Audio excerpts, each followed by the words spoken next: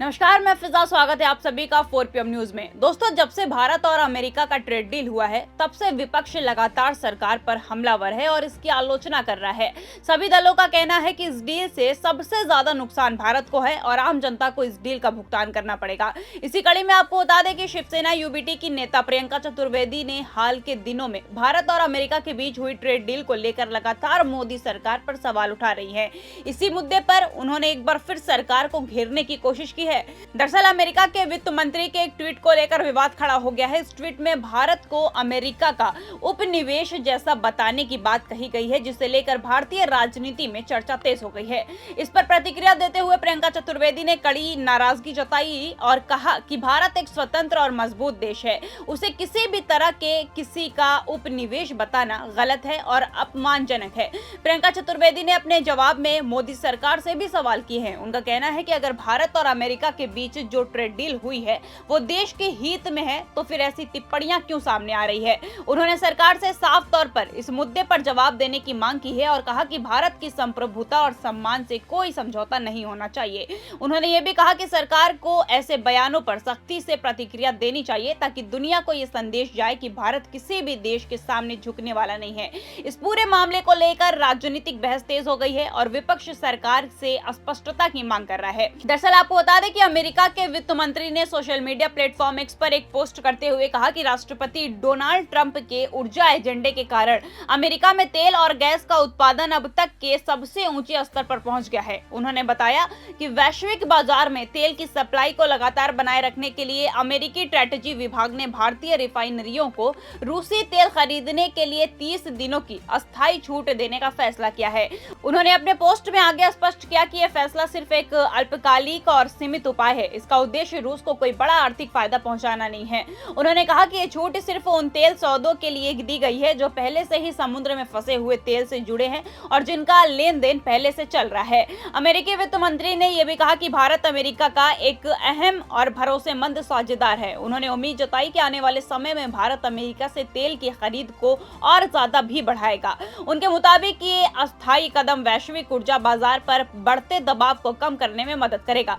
आज सत्ता की आंखों में आंखें डालकर पत्रकारिता करना मुश्किल हो गया है। हम पर मुकदमे से लेकर चैनल को बंद करने तक का दबाव बनाया जा रहा है। मुश्किल दौर है, लेकिन हम हार नहीं मानेंगे। इसलिए 4 PM को ज्यादा से ज्यादा ज्वाइन करें और स्वतंत्र पत्रकारिता को जिंदा रखने के लिए जितना हो सके हमारा आर्थिक सहयोग करें।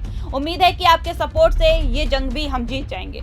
आपको बता दें कि पोस्ट में उन्होंने ये भी उल्लेख किया कि ईरान द्वारा वैश्विक ऊर्जा आपूर्ति को प्रभावित करने की कोशिशों के कारण बाजार में जो दबाव बना है उसे कम करने के लिए ये कदम उठाया गया है। उनका कहना है कि इस फैसले से वैश्विक स्तर पर ऊर्जा आपूर्ति को स्थिर बनाए रखने में मदद मिलेगी और इसी सबके चलते अमेरिकी वित्त मंत्री के इस ट्वीट पर प्रतिक्रिया देते हुए शिवसेना यूबीटी की नेता प्रियंका चतुर्वेदी ने मोदी सरकार पर निशाना साधा है। उन्होंने सोशल मीडिया पर जवाब देते हुए कहा कि आज हम ऐसे समय में जी रहे हैं जहां सरकार जनता को स्ट्रेटेजिक ऑटोनॉमी जैसे बड़े बड़े दावे दिखाने के लिए इंस्टाग्राम रील्स और प्रचार करती है, लेकिन हकीकत इससे बिल्कुल अलग दिखाई देती है।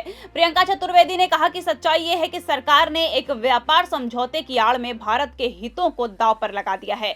उनके मुताबिक स्थिति इतनी बदल गई है कि अब भारत को रूसी तेल खरीदने के लिए भी अमेरिका से अनुमति लेने की जरूरत पड़ रही है। उन्होंने सवाल उठाते हुए कहा कि अगर भारत वास्तव में रणनीतिक रूप से स्वतंत्र है तो फिर ऐसी परिस्थितियां क्यों बन रही है जहां दूसरे देश की मंजूरी का इंतजार करना पड़ रहा है।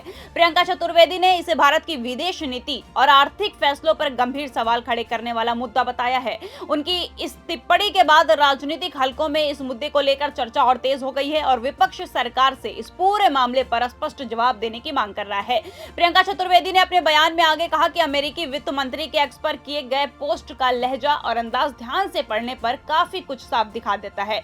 उनके मुताबिक इस पोस्ट से ऐसा लगता है कि मानो अमेरिका भारत को एक बराबरी का साझेदार नहीं बल्कि अपने किसी उपनिवेश की तरह देख रहा हो। उन्होंने इसे भारत की विदेश नीति और वैश्विक स्तर पर उसकी स्थिति से जुड़ा गंभीर मुद्दा बताया है। प्रियंका चतुर्वेदी ने कहा कि अगर वास्तव में हालात ऐसे बने रहे कि दूसरे देश भारत के बारे में इस तरीके से भाषण दें या फिर इस तरीके का भाषा इस्तेमाल करने लगे तो ये देश के लिए एक बड़ा पतन माना जाएगा। इस मामले को लेकर उन्होंने केंद्र सरकार से जवाब देने की मांग भी की है। कहा कि सरकार को साफ करना चाहिए कि भारत की वैश्विक स्तर पर स्थिति और उसकी रणनीतिक स्वतंत्रता को लेकर उसकी क्या नीति है।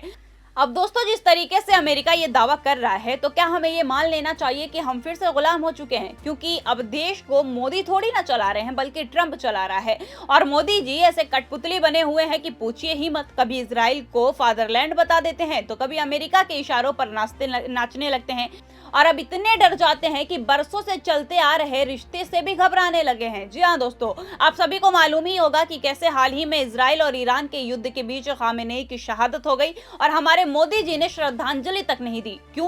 क्योंकि डर गए कि कहीं फादरलैंड और फादर की तरफ से कुछ ना आ जाए। दोस्तों अगर ट्रेड डील की बात करें तो एक तरफ अमेरिका ने यह कही दिया है कि भारत रूस से तेल का व्यापार नहीं करेगा, जिसके बाद मोदी जी मान भी गए हैं, और दूसरी तरफ ईरान से भी रिश्ते अब नहीं बचेंगे। इसका मतलब यह है कि आने वाले दिनों में भारत के पास एकमात्र रास्ता अमेरिका का ही बचेगा, और जितने टैरिफ अमेरिका ने लगाया है उससे परेशानी मुझे और आपको ही होने वाली है, क्योंकि जितनी तेजी से तेल महंगा होगा और महंगाई बढ़ेगी इससे परेशानी तो आपको और मुझे ही होगी, क्योंकि नेताओं को तो कोई परेशानी नहीं होने वाली, चाहे मोदी जी को भी नहीं होगी, क्योंकि आराम से वो तो अपने दफ्तर में बैठे रहेंगे और टैरिफ का मजा लेते रहेंगे।